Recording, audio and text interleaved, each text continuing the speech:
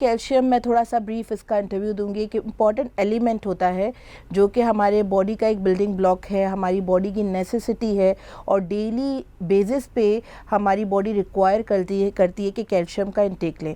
Usually हमारे जो dairy products होते हैं हम उनमें कैल्शियम का इंटेक ले रहे होते हैं, बट वो इतना ऑप्टिमल नहीं होता क्योंकि हम डेली रूटीन में उतना कैल्शियम का कैलकुलेटिव डोजेस नहीं लेते हैं जितना हमारा बॉडी में रिक्वायरमेंट है। तो लोग जब डिफरेंट सिम्टम्स से डॉक्टर को प्रेजेंट करते हैं, डॉक्टर्स डायग्नोज करते हैं कि जी ये कैल्शियम डेफिशिएंसी होगी, तो what do they prescribe them कि जी कैल्शियम ले। लोग डाइट से पूरा करने की कोशिश कर रहे होते हैं, सप्लीमेंटेशन ले रहे होते हैं, लेकिन कैल्शियम पैराडॉक्स एक ऐसी एक टर्म है, इसका मकसद ये होता है कि आप एक्चुअली कैल्शियम ले तो रहे हो लेकिन वो आपके बॉडी को बेनिफिट नहीं दे रही होती, क्योंकि calcium as a team work काम कर रही होती है। वो अलोन बॉडी में कुछ काम नहीं करेगी, उसके साथ सर्टेन और चीज़ें रिक्वायर्ड होती हैं जो अगर आपने नहीं ली और कैल्शियम अकेले आप लेते जा रहे हो तो वो आपको बेनिफिट के बजाय हार्म ज़्यादा देंगी। आपकी बॉडी के डिफरेंट जगहों पे गुर्दों में, ब्लड वेसल्स में डिपॉजिट करा के पथरी की सूरत में या ब्लड वेसल्स में कैल्सिफाइड ब्लड वेसल्स को वो सक कर देती हैं, जो हमारे शरियाने जा रहे होते हैं उनको सक करके अल्लाह न करे को कार्डियक इवेंट्स में मुब्तला हो जाते हैं वो लोग जो अनसुपरवाइज्ड और प्रॉपर कैल्शियम जिन चीज़ों के साथ लेनी चाहिए वैसी नहीं लेते हैं। तो इस टर्म को हम कैल्शियम पैराडॉक्स कहते हैं, यानी कि आप बेसिकली कैल्शियम ले तो रहे हो लेकिन वो आपका डेफिशिएंसी ठीक नहीं कर रहा, वो बेसिकली आपको हार्म दे रहा है। और पता है ऐसे लोग जब टेस्ट करा रहे होते हैं तो टेस्ट में आपका कैल्शियम एक्चुअली ठीक आ रहा होता है लेकिन आपके सिम्टम्स ठीक नहीं हो रहे होते। तो इसीलिए कैल्शियम को सर्टेन चीज़ों के साथ लेना बहुत ज़रूरी है। व्हेन वी ईट कैल्शियम तो वो हमारी आंतों के थ्रू एब्जॉर्ब होती है, तो उस एब्जॉर्प्शन में विटामिन डी का बहुत इंपॉर्टेंट रोल होता है। जैसा कि हम जानते हैं कि हमारी Asian population 80 to 90% vitamin D deficient है, तो अगर विटामिन डी वहाँ पे नहीं होगा तो वहाँ की एब्जॉर्प्शन 15% से भी कम हो जाती है। दैट मीन्स आप कैल्शियम ले तो रहे हो लेकिन it's not any valuable because वो एब्जॉर्ब ही नहीं हो रही। चले आपने विटामिन डी के भी सप्लीमेंट ले ली, क्योंकि आजकल ज़्यादातर सप्लीमेंट्स के साथ विटामिन डी होता है, तो विटामिन डी से वो एब्जॉर्ब तो हो गई, ब्लड में आ गई। नाउ व्हाट, अब ब्लड में उसको कौन डायरेक्ट करेगा कि वो बोन्स में जाए, ब्लड में कौन डायरेक्ट करेगा कि जहाँ डेफिशिएंसी है वहाँ जाए। तो वहाँ पे एक बड़ी इंपॉर्टेंट विटामिन है जो बेसिकली अंडररेटेड विटामिन मैं उसे कहूँगी बिकॉज उसके बारे में ज़्यादातर लोग बात नहीं करते। वहाँ पे विटामिन K2 का रोल आ जाता है, because vitamin K2 is the carrier या ट्रांसपोर्ट आप जिसे कहेंगे, जो सेलुलर एक्टिविटी पे, खुलिये की एक्टिविटी पे ये काम कर रही होती है कि वो कैल्शियम को अंदर आने की इजाज़त देती है जहाँ उसकी डेफिशिएंसी है, स्पेशली बोन्स में। तो यू कैन सी कि अगर आप सिर्फ कैल्शियम ले रहे हो और सिर्फ विटामिन डी ले रहे हो तो वो सिर्फ ब्लड में आके आपके लेवल्स बढ़ाएगी और आपकी कैल्शियम इधर उधर डिपॉजिट होती रहेगी। तो that is the reason why ये कैल्शियम पैराडॉक्स वाली टर्म जो है वो बताई गई है। कैल्शियम जो है उसकी डेली बेसिस पे रिक्वायरमेंट है, तो इट्स नॉट लाइक आपने 3 महीने ले ली तो यू थिंक कि वो साल भर काम करेगी। नो, जिस तरह डेली हम सांस लेते हैं उस तरह डेली हमारे बॉडी में कैल्शियम की रिक्वायरमेंट है। अगर हमारे डेली बेसिस पे कैल्शियम नहीं जाएगी तो विद टाइम वो डेफिशिएंट होके और हम उसमें डेफिशिएंसी के सिम्टम्स दिखाना शुरू हो जाते हैं।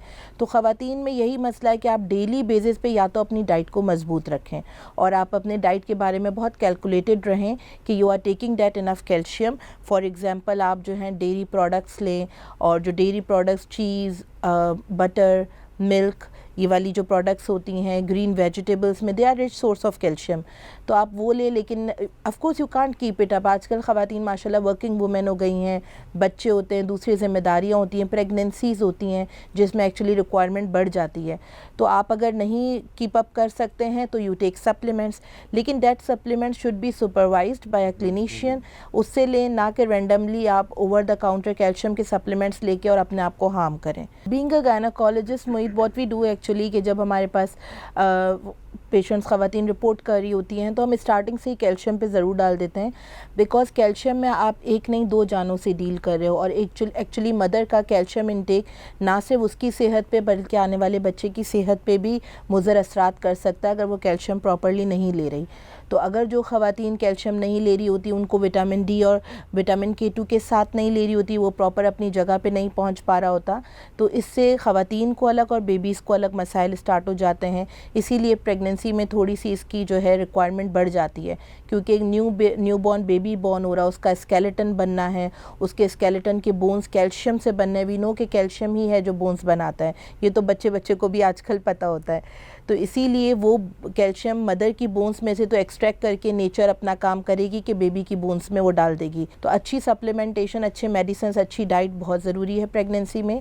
और ना सिर्फ ये बल्कि कैल्शियम की कमी के साथ ये भी देखा गया है कि ख़वातीन में अगर कैल्शियम की कमी हो तो उनको ब्लड प्रेशर के प्रॉब्लम्स हो जाते हैं प्रेगनेंसी में। So we have seen an association कि जो ख़वातीन कैल्शियम डेफिशिएंट हों उनको ब्लड प्रेशर बढ़ जाता है, वक्त से पहले डिलीवरीज प्रीमेच्योर बर्थ्स हो जाती हैं, बच्चे की ग्रोथ में प्रॉब्लम्स होना शुरू हो जाते हैं, बेबी की growth.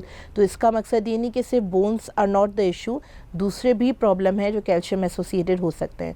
So the right supplementation is for a right pregnancy. Unfortunately वो ख़वातीन फिर जिनमें कैल्शियम की डेफिशिएंसी हो वो अपने अर्ली लेट 40s 50s में आके उनकी बोन्स में जो एक प्रोसेस ऑस्टियोपोरोसिस शुरू हो जाता है, that is actually very dangerous.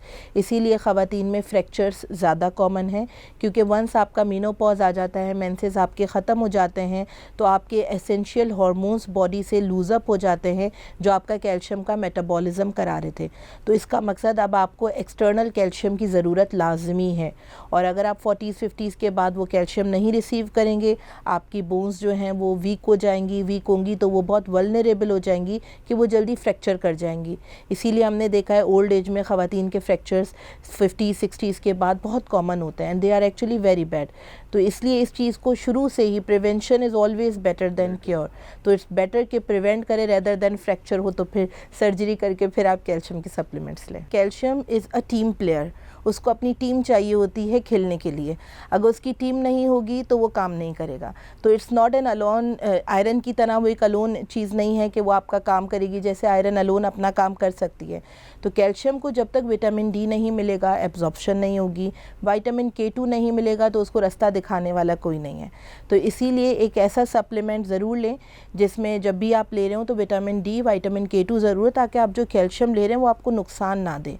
Because unnecessary आप सालों साल कैल्शियम के सप्लीमेंट्स ले रहे हैं और उसमें बेसिकली आप विटामिन डी डेफिशिएंट हैं, तो it's not going to help you, but वो आपको पथरियाँ वगैरह करा देगा, दूसरे प्रॉब्लम्स कराएगा।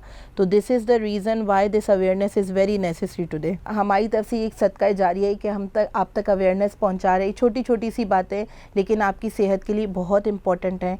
तो विटामिन डी की डेफिशिएंसीज़ के बारे में आप पढ़ें कि अगर थोड़े से भी आपको अलामात होते हैं कि आपकी बोन्स वीक हो रही हैं, हड्डियों में दर्द है आपको, और आपकी जो है टिंगलिंग हो रही है, सेंसेशंस अजीब हो रही है, मेमोरी लॉसेस हो रहे हैं, तो उसमें कहीं ना कहीं विटामिन डी कैल्शियम का रोल होता है।